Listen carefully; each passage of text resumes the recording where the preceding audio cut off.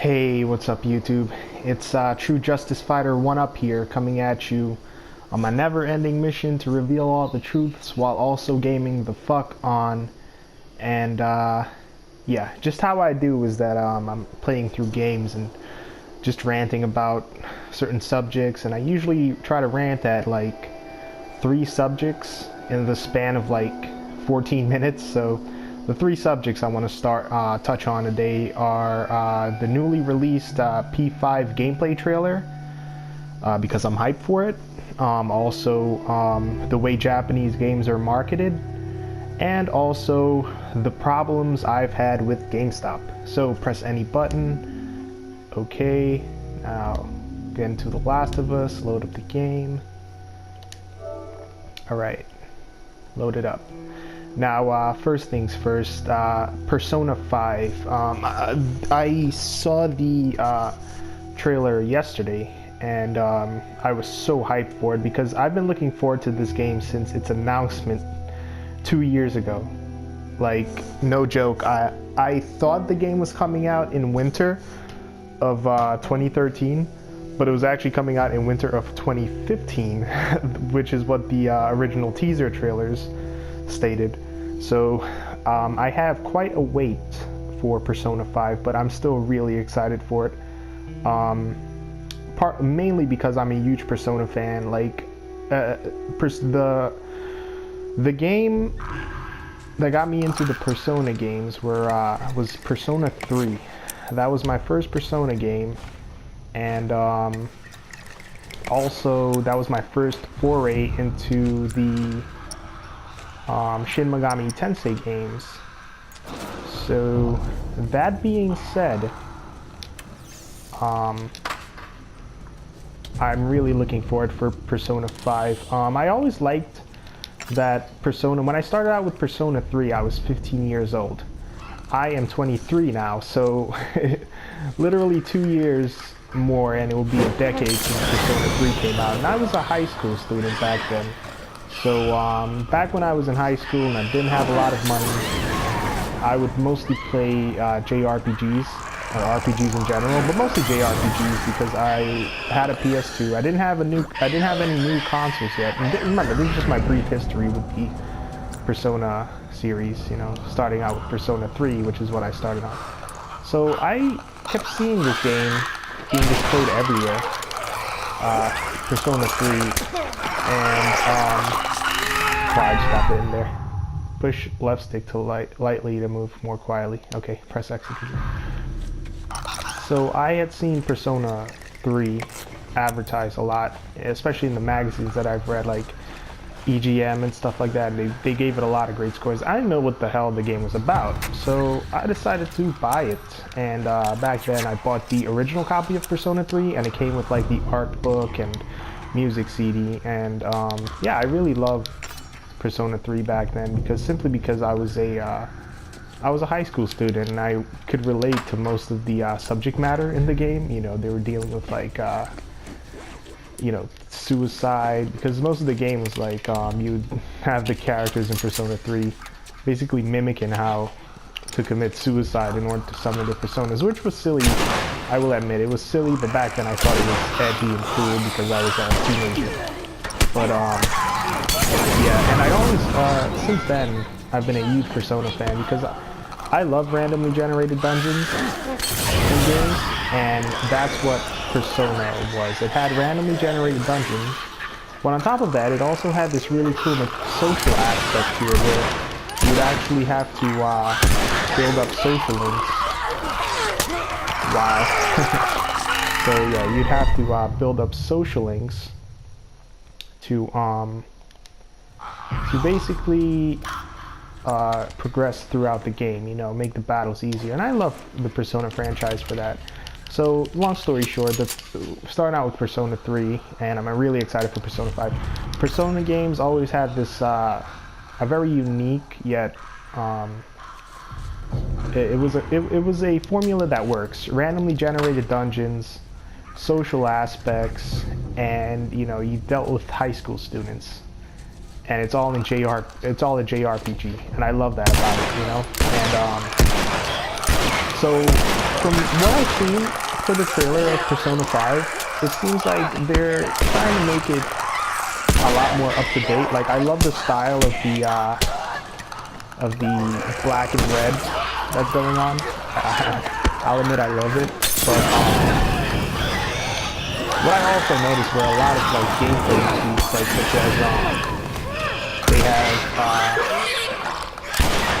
in the gameplay they have like I've seen the trailer and you can see like the main character using stealth in the dungeons. So I just thought that was really cool, you know, to be able to have like stealth being used in randomly generated dungeons. And the battle system, I didn't see Personas, but I did see like some of the trademark like the signature Shin Megami Tensei demons in the game.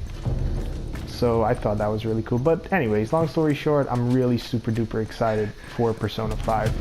Now moving on to my next subject so I can speed things up a bit.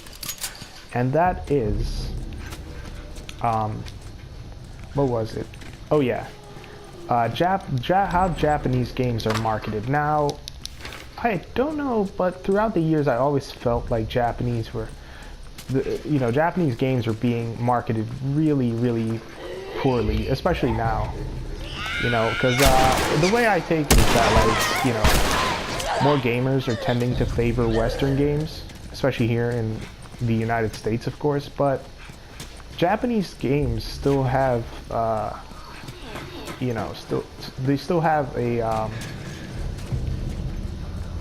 you know, they're still a part of gaming culture, you know, especially in the early days of gaming where Japanese games were just, you know, dominating everything. So I'm just curious because it seems like when the Japanese market games nowadays, they really do a bad job at it, you know, especially overseas. Because like Persona 5, I'm super duper excited for it. But the thing about that game is that even though I'm super duper excited for it, I think like the one thing that I would really love in the game would be an option to have Japanese voices. Because like, you know, it's a game set in Japan, obviously, so, you know, it would be cool to have Japanese voices, you know, that would be great. But I hate it when games always miss the mark, like, especially Japanese games, when it comes to, like, the way gamers want to experience these games, you know, like, the most recent one I remember was, Tales of Hearts, I believe, on the PS Vita. And it's not bad or anything like that, but it's just that I'm just curious as to why they couldn't get voice acted English voice actors for the game. Like the whole game is just in Japanese but with text and stuff, and I was just curious as to why that is, because it would have done a lot better, especially on Vita, if you know, you had English voices, because the Tales games are always, you know, they don't rely on Japanese culture as much as like the Persona games do, you know. So I don't know, I always felt like, because I was discussing this with a friend of mine who was like, he's a huge asshole, but he's the only one who's like trying his best to hang with me, but we were discussing something where we were stating that I remember back in the day when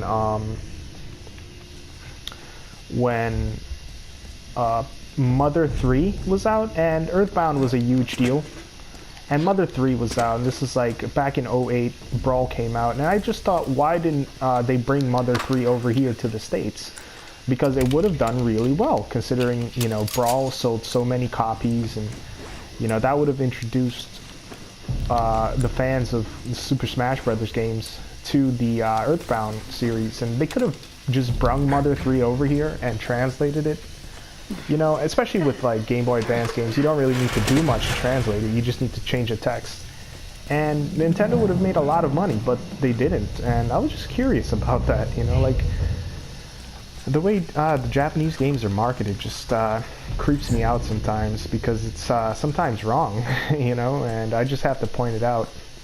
Another thing, last subject I wanted to touch on, GameStop. Now, I've had problems with GameStop a lot in the past, and what I have to say is that We actually made GameStop is, it's a cool chain. I like the fact that they focus on games and, you know, they reward their patrons with different things depending on, like, you know, if you're a pro member and stuff. But I remember the first time I ever became a pro member at GameStop, it was absolutely horrible. You know, this is like way back in 2011. I just started my first job, winter of 2010, and you know, I had some money and I decided to go to GameStop, get the pro membership, you know, get these Game Informer magazines and stuff. And I went up there and they were asking me my information, like, you know, my street address and shit like that. So I gave them my street address and the guy messed it up. Like, he just messed it up completely, and there was no way I could have changed it. So I was basically paying for a magazine subscription that I wasn't getting, and it was going to someone else's house. And I just felt that was wrong. And every time I go back to GameStop, I'm like, hey, could you help me out? You know, my magazine subscription, the person in, you know, and after that guy messed it up, like, I could relate to him because, you know, it's probably his first time on the job, but he was just so nervous, and I can't believe he fucked up my address, you know. So, I was like,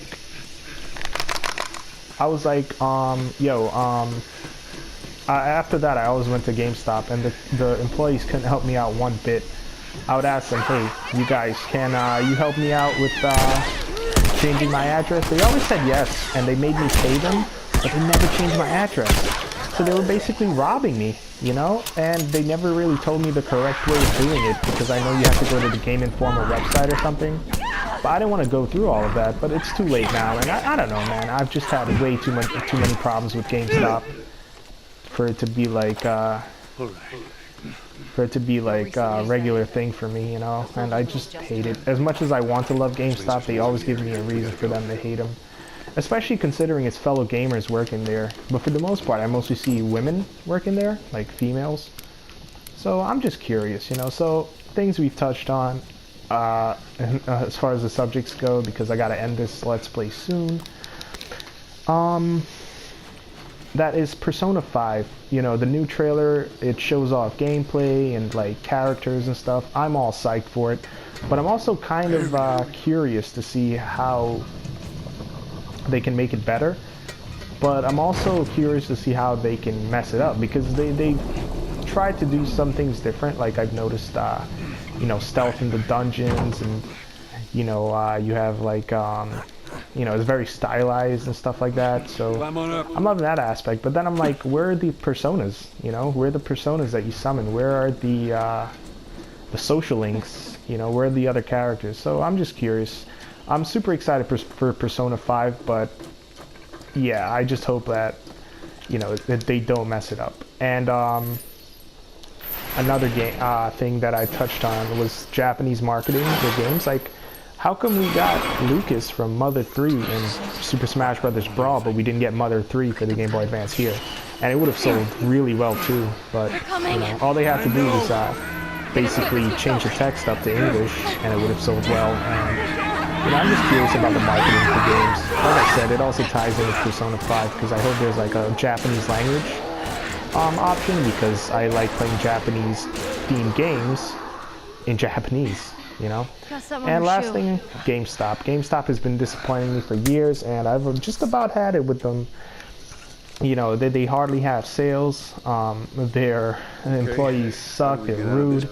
They've always like messed up my shit in the past. When it came to like my pro membership, they fucked up my address. They never fixed it for me, and they made me pay to fix it, and they didn't fix it. And it's like, all my Game Informers were going to another house, and just complete headache. So yeah, that's all I wanted to touch on. So True Justice Fighter here, signing off. I'd sneak out.